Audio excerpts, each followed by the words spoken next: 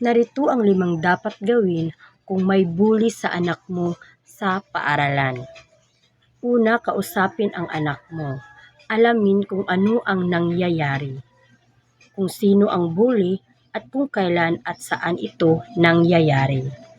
Pangalawa, kausapin ang guro o prinsipal ng anak mo. Ipapaalam sa kanila ang sitwasyon at humingi ng tulong. Pangatlo, i-document ang mga pangyayari. Talaan ang mga pitsa, oras at detalye ng pang-aapi. Sa pang-aapat, turuan siya ng kung paano harapin ang bully at kung saan siya makakakuha ng tulong. Panglima, huwag mag-atubiling humingi ng tulong sa mga profesional.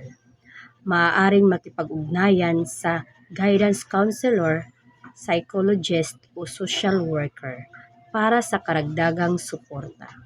Follow for more tips.